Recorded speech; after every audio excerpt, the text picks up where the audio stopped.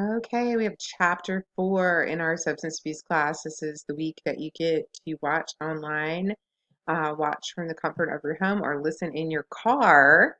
I think the new first year cohort, they are really enjoying listening to things in the car when they're driving. A lot of you may not be in the car that much, but I thought that was an interesting way to study and learn. Some of them listen to me and search for meaning on um, radio or their phone, whatever, download, book, book download. Okay, so let's talk about chapter 4, counseling, culturally and ethnically diverse populations. There's a couple of TED Talks.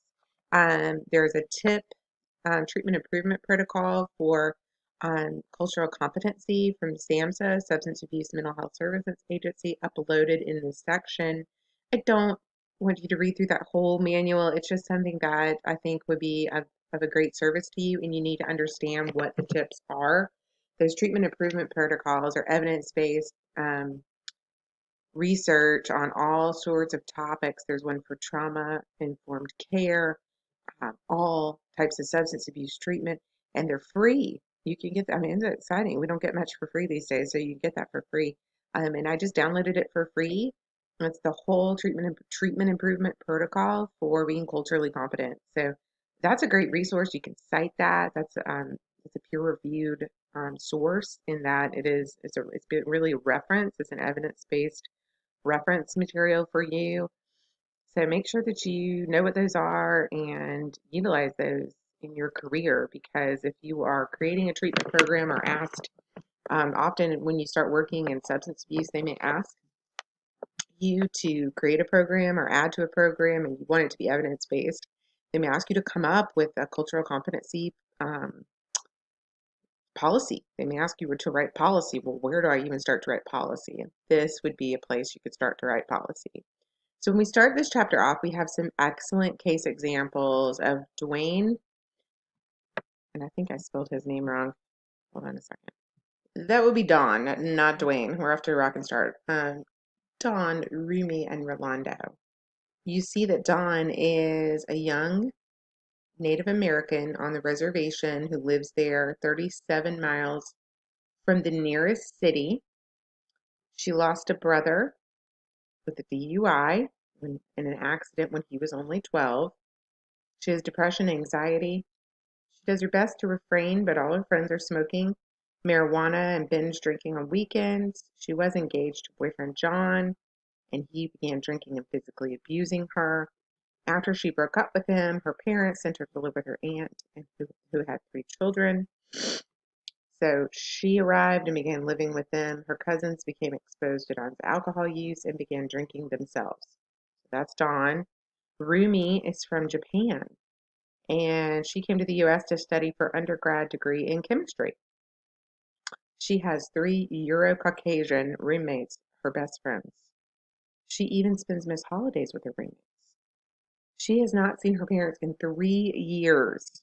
Can you imagine? That must be really hard.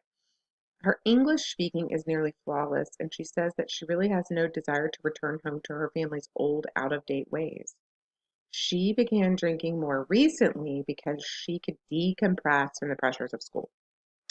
And then we have Rolando. He's a 64-year-old Hispanic gay man who was adopted at birth. He retired from his job as a computer tech after he fell off a ladder while painting his brother's home and injuring his back. His daughter recently found him motionless on the floor of his apartment and called an ambulance.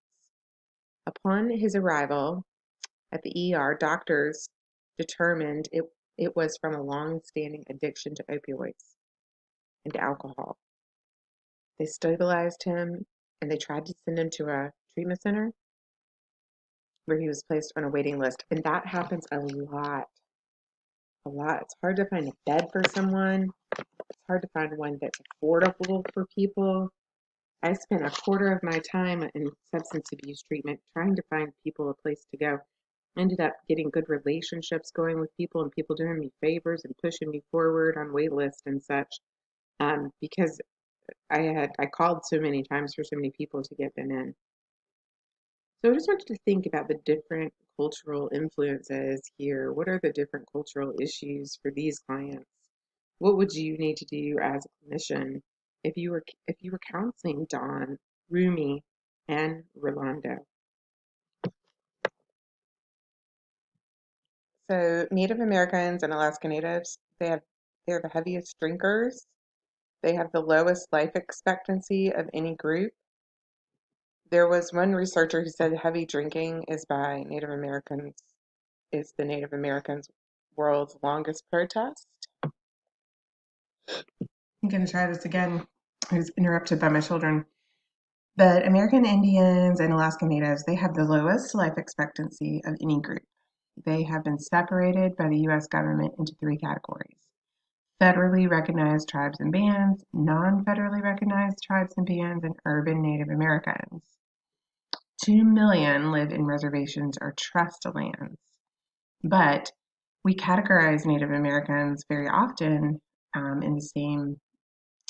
we put them all in the same category. So Native Americans are very different based on their geography, their geographical location, where are located, in their heritage. I want you to think about how that could be beneficial for you to know as a counselor. And what would you do if you did not know or understand that? And how information like this can be helpful when you're counseling. Research suggests that all Native Americans do not live a traditional lifestyle because they've all been influenced by U.S. culture to some degree. Half of Native Americans don't use the reservation as their residence because more urban centers are going to offer things like more opportunities for jobs, education, etc. Alcohol was introduced to the Native Americans in the 1700s by trappers, traders, and frontiersmen. Before that, it was only used for religious ceremonies and things such as that, in methods of dancing and fasting, drumming, sleep deprivation, isolation to obtain altered states of consciousness by means to communicate with the Great Spirit. Alcohol was traded with Native Americans and became something that the Native Americans started to use to binge drink and saw it as social and kind of a peace gesture because culturally that would make sense with the trappers and traders and their white-skinned traders. It took on an economic value. It was they believed it would cement good trade relations. And something you might find very interesting is the Indian Prohibition Act of 1832, which prohibited selling or providing of liquor to Indians. It was very unsuccessful, of course, much like anything that we try to outlaw, it becomes run in a different market. This is always my argument for a lot of things that people want to probably proof that when we outlaw certain things or make things illegal, people still find a way, and often not a great way. So I sometimes think this is clearly not helpful and probably fueled it. It wasn't revoked until 1953. That's what I thought that you would find so interesting. That's a long time, right? Prohibition was lifted far before that in the U.S. Native American leaders are so vigilant that they currently have 69% of the reservations under a self-imposed system of prohibition. So you see the historical influence here, and make sure you understand that, and understand the heritage, understand the influence, understand how drinking has become a part of the value system for them. Now they're compromised because really the theory is the world's longest protest. So they're grieving, they're in pain, and it's that adverse childhood experiences studies, the ACEs you think about. It's also historical trauma. And we now know that we're passing down trauma genetically and environmentally, theoretically, but there's proof. And in therapy, I'm able to see that break loose. Right now, I'm doing lots of processing of ancestral trauma with clients, and it is absolutely amazing to see the changes in the clients when we process their story from their ancestors. And so I can't help but think that there has some bearing on this here with the Native Americans. And also, um, their value system is different, their time is different. And I've had a great opportunity to partake in Sweat Lodge and work with some people who practice Native American spiritual practices and things such as that. I'm actually doing something right now called a medicine wheel. So I'm in the Western wheel right now, which is the Jaguar. And it was a trainer, an EMDR trainer that I did mindfulness meditation and EMDR with last August. You guys may remember me talking about that. She kept offering lots of things and via Zoom, and I thought this was very interesting. I'm always open-minded about trying new things, and I took my first class this past Monday night with her, and it was really interesting. But it's the Native American practice of the Western wheel. Basically, you have the North and the South and the East and the West, and you go into the West, and the West is confronting your fear, and it's the Jaguar roams there. And so it's very different than the way that we think and the way that we believe, a lot of us. And so it's just that's helping me to get in touch with this culture a lot, doing that right now. So hopefully I'll go again Monday night, and I'll have things to share with you in class. And then perhaps we could do some stuff together to kind of guide you through a meditation for the West. You might find that interesting.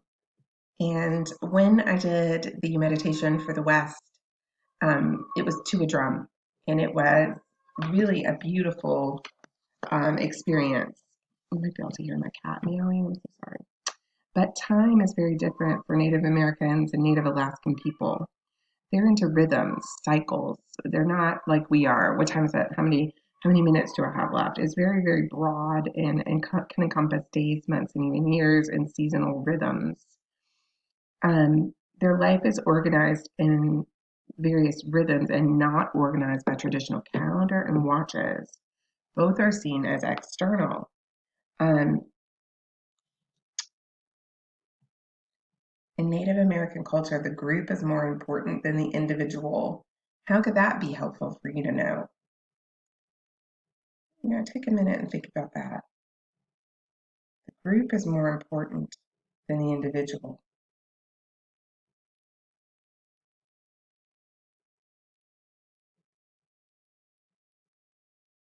And alcohol would have been passed around until it was gone in the group. Can explain some of the issues with the alcoholism, right? We also have this really interesting concept of non-interference.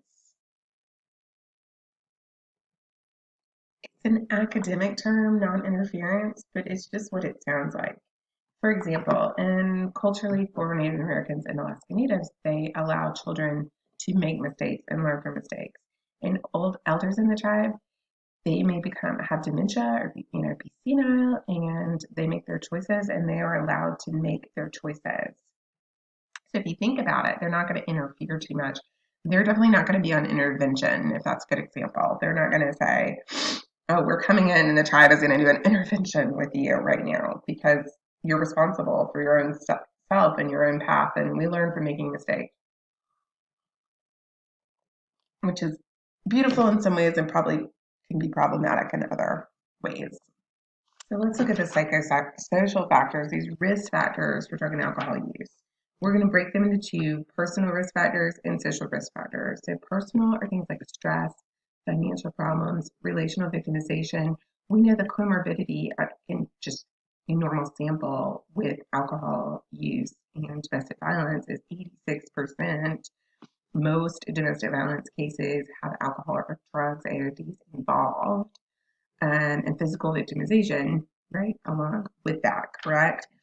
So we know that low income, stress, poverty, low SES, etc., um, causes you to have a whole host of predispositions toward risk factors for alcohol and drugs because of the ACEs too, the Adverse Childhood Experiences study. We know the more of these issues that you're facing, the higher risk that you're going to be. We also know you're at higher risk for suicide and all sorts of other things. We did a risk assessment. We would look at this for suicide. Then social factors, peers, peer groups, families, communities, the case of Dawn. We talked about Dawn when we first started, but I want you to look and read here about the high risk to those cousins and the research that says her being a high risk person coming in and influencing those cousins means the worse outcomes for cousins. There could be some things that could occur in that we could potentially intervene and counsel and get her sober, etc., and help her. But also, the researchers found the single parent home, there's more exposure, of course, to stress and alcohol. But found that living in an extended family situation with other under 21 family could be both a risk and a mediator. But one thing that was protective is if the teen couldn't be cared for by family and then they were cared for by the extended family, that could be a protective factor. And probably because that was a family that was stable and maybe more secure, right? Mitigating these factors. So the environmental impact is huge, right?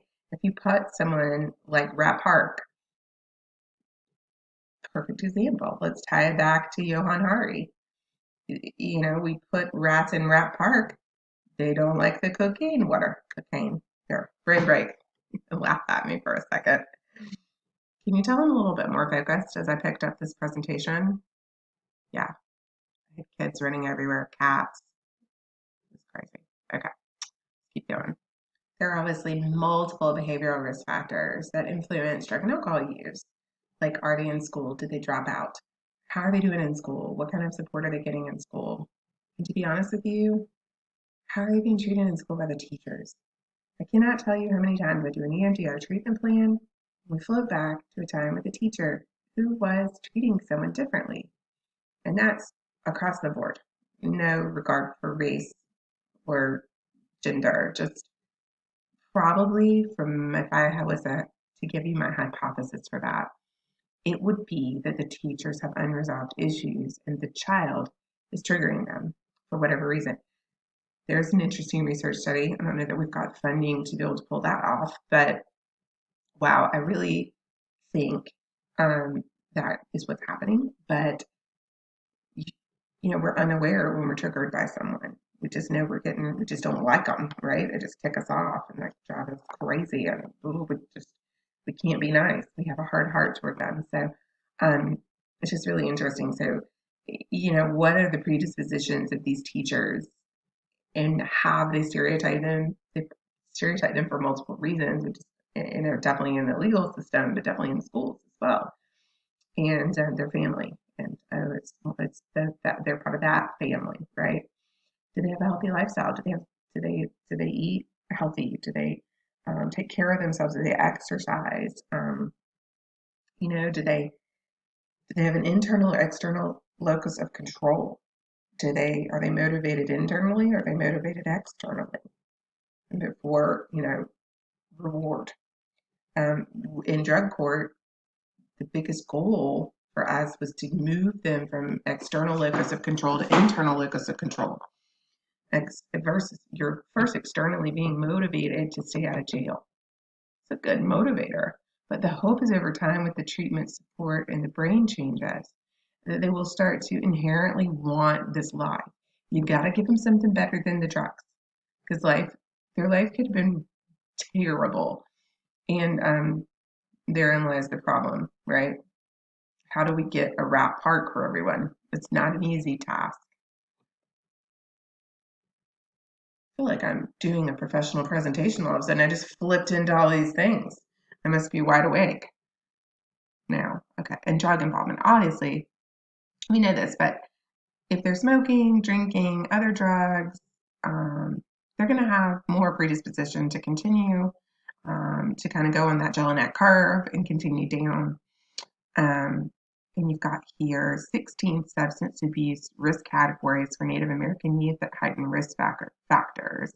tobacco, smokeless tobacco, family smoking, peer smoking, family smokeless tobacco, peer smokeless tobacco, experimentation, intentions to use, pure use of alcohol, marijuana, crack cocaine, family relationships, school adjustment, orientation, religiosity, deviance in school, etc.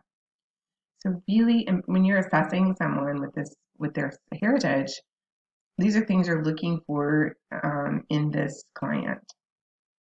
You can take a glance at them on page 53, just a little grid on 53, 54, and see how many live at poverty level, and that practice of that non-interference parenting, the spiritual belief,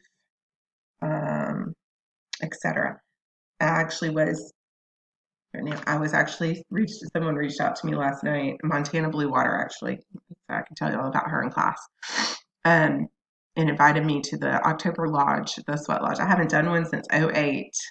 And I think I'm going to go. It's a day lodge. So I'll be teaching you guys at that time. And so it'll be, that'll be interesting to do that again and see. It's a sweat lodge. So stay tuned. More information from Dr. Beal on these cool things. So when we move on to Asian Americans and Pacific Islanders, their population is so diverse. There's so many regions that are lumped into this category. Obviously, their within group differences are vast. You think about Hawaii versus maybe Vietnam. Think about the difference. It's complete opposite cultures in a lot of ways. They have sometimes nothing in common. So there are so many different, I don't even think they could cover them all. You think about Korea and China, Japan. So 60 different groups and subgroups, which is that's so many groups of people. So really think about that. And what do you need to know about that as a therapist? What would you need to find out? How would you need to work with someone who came in of Asian descent or identifying as their race as Asian Pacific Islander? Every region in the world, every religion is represented here. They have a history of fighting among themselves. One thing to really note is that Southeast Asian Americans living in more urban areas have a real lack of pulling together as a community because of internal fighting. So it increases the propensity for alcohol and drug use. Again, trace it back to ACEs, lack of community, ancestral trauma. That's what we're talking about here. I feel like my next lecture should be on that, historical trauma. So let's go over the background just a bit. So clearly, alcoholism is diverse within these populations. There are some examples here and more in your text. Alcohol can be used in rituals like a tribal binge drinking of Pacific Islanders. So I think it's really, really important for you to know things like that or find out, because what if they take part in that ritual, but they're not an alcoholic? So we have to be really open-minded about cultural backgrounds. Cat Dracula is crazy. Do you hear him? Really? Do you know I'm recording? Okay. Frequency of drinking is lowest among Asian Americans. I'm gonna have to pause, you guys. Sorry, everyone. A little sneak peek of my cat Dracula, who thinks he's a dog. Okay, so frequency of drinking is lowest. Also, Chinese do not use alcohol. Low drinking establishments in Hong Kong. Generally, alcohol is restricted to males, but in Chinese culture, they push alcohol on guests as a display of hospitality. Very interesting. Taiwanese have strong social sanctions against drinking. It's encouraged at meals or special events, and they have really no need for treatment. That social norm is powerful, right? Modeling of that behavior and being ostracized. Values, very vast, very difficult to grab the different values and all the different groups within this race that we try to put everybody in here. So the text really talks about more recent Asian immigrants, starting maybe with Japanese culture, and Asian families see the symbol of the samurai as the epitome of valor, Japanese valor. They view Bushido as the way of the warrior that combines stoicism, bravery, and self-sacrifice. So stoicism, very self-sacrifice. Gaman is the down-to-earth version of Bushido. Grit your teeth, get on with it, move forward. Powerlessness over omnipotence. For example, the Great Tsunami. They clearly just came back and just did grit, the true grit, just moving through. Perfectionism, huge value. And Helen often asks my daughter and why some of her friends at school, how they're so smart and they do so well. And we had the cultural talk. Some of her friends like Joelle and Yurin, who are Korean, and why did they get hundreds of everything, mommy? And I explained to her that culturally there's a huge push for them to be perfect, and their parents probably have them working far longer than we have our children working. And of course, they're naturally smart as well, but there's a huge push, right, for perfectionism, um, like many more hours of school over there in Korea, etc. It's like a family obligation. It's perfectionism. So when you're counseling someone, you got to be open to that as a value. And we understand that. I think a lot of us understand that. I understand that to be quite problematic for people, in that they come in and the cognition is, I have to be perfect. And that's a tall order to follow. That's it's just not possible. But you can't come in like that, right? If this is the cultural background, you can't come in guns a-blazing and say that's not possible. So you have to, perfectionism. You have to respect the value system. Family roles are very different as well in this culture. That was sip of coffee time. Of course, it's a patriarchal society. You saw that in Hong Kong with the men being the ones who drink. Um, they have respect for authority and they reinforce obedience. They protect the family name. The father's decisions are beyond reproach and accepted. The mother is supposed to nurture the husband and the children. Um, in the contemporary Asian home, the mother is often the disciplinarian as well, and the fathers will work tirelessly. And you will see this here. You'll see this in Helen's class with some of her friends, like I said, Roy and others. I see the moms, of course not this year because hello, it's pandemic year and we don't get to go to school, but you see like the moms at everything, and the dads are, where are the dads? The dads are working, and most of their dads are, high up or something at Kia. They'll be out of the country for long periods of time. They're providing, they're working nonstop to exhaustion. And interestingly enough, I'm getting into this and maybe with looks. NPR, I was listening to that. I get 15 minutes like when I'm traveling here or there to the offices and whatever for waiting in car rider, and I get to listen. And I can't always catch what it is, but it was this beautiful discussion of this young woman who identified as Asian American in an all Caucasian white school, and she was remembered as someone who was really sweet and fun, and everyone loved her. But she looked back in her yearbook and it said, "Oh, you're such a cute little Asian. You're my cute little Asian friend." And she's an adult now. She's written a book about it, and I could probably find these would be great things for me to upload for you to listen to because it's so powerful to hear a firsthand account of the racism that this woman endured, and people just those microaggressions. Oh, you're just a cute little Asian, and how she started crying on NPR when she started talking about eye makeup and how the eyeliner, the lids are so different. and she felt so different because it just covered her eye, and her girlfriends were trying on makeup.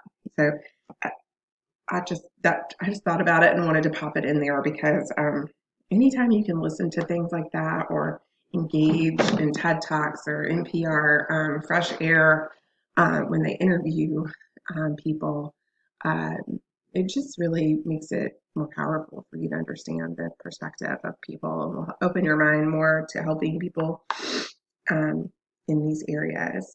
So men have extraordinary pressure. I just said that. I was talking to give you an example of some of Helen's friends at school. Substance abuse risk can be very high and increases with level of educational attainment. I may have shared this with you guys um, at in drug court when I was with DUI court and I did substance abuse ASAM level 1 treatment. We had an influx of DUI from Korea. I mean, I think, and they didn't speak any English. I mean, so we didn't even have Korean um, text or anything. We were unprepared, I think, the legal system here when we had Kia come, because I'm trying to think when Kia was finished, but Kia was not here when I remember when we got that award. It was in the recession. It was a huge boom. That's probably why our economy is decent. Most people can find a job. It's because of Kia. But then we had this influx of DUIs, and it was just interesting. The laws are different over there. So here it says increase in education and maybe in status, increased substances, especially over here in America, where culturally it's very acceptable to be drunk. Not acceptable for us, though, right? Okay, let's keep going. Shame, saving face, so important. Shame for family. You bring shame on the family. I mean, you've seen that and hear that. And um, obligation is really, really important. Obligation to parents. The view of the parents is they are respect. And you see Asian Americans taking care of their elderly in a wonderful, loving way a lot of times and taking care of them until they die, which is really nice. It's very different from us in the US who were raised here and maybe think differently, don't have that cultural infusion there. Okay, let's see. All right, communication. Just figured I would kind of talk about these things and then I'll just do a couple slides so you're not just sitting there looking at slides. Communication and religion, and then we'll do risk factors. It's likely that new immigrated Asian Americans, Pacific Islanders want to avoid confrontation at all costs. They want to be harmonious in their conversation, maintain self-control over facial expressions, and avoid direct eye contact.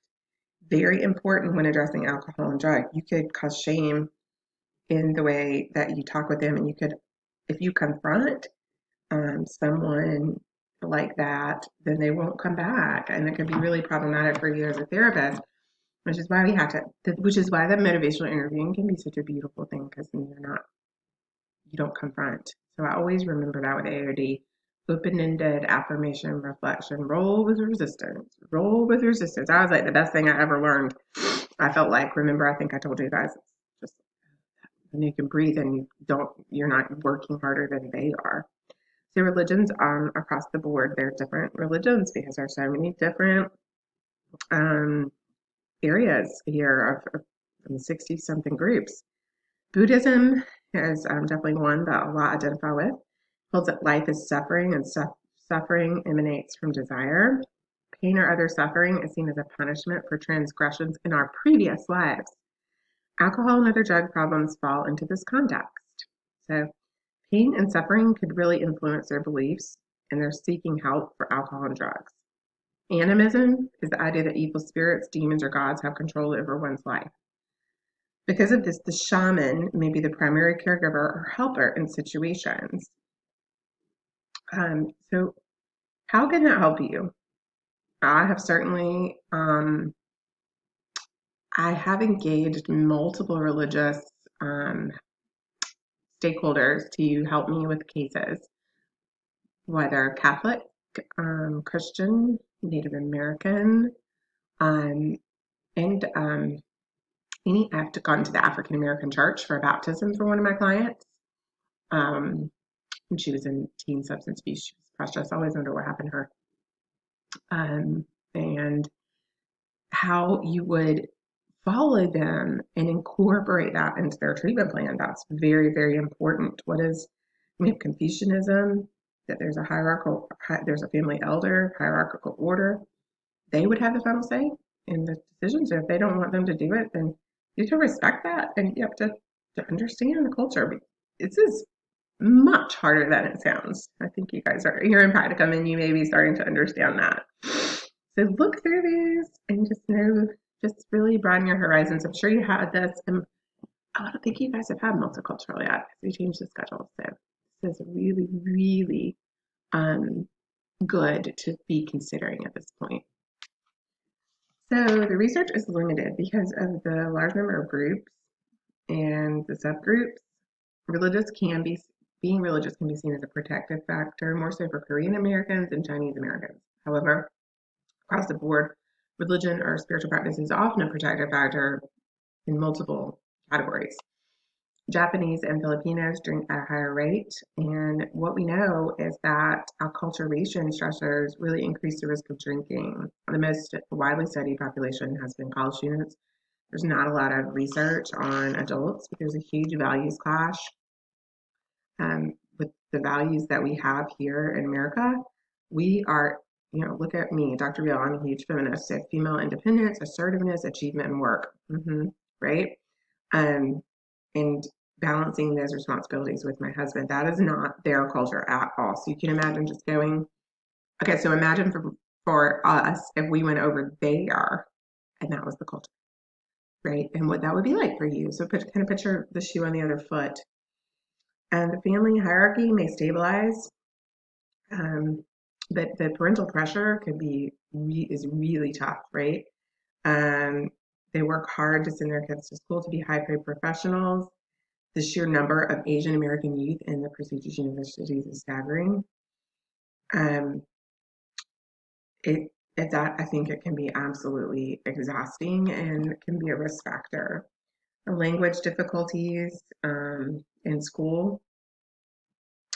Even though some of these kids come and they speak they don't speak any English when they come, or just a small amount. I can tell you by the end of the year they're speaking it.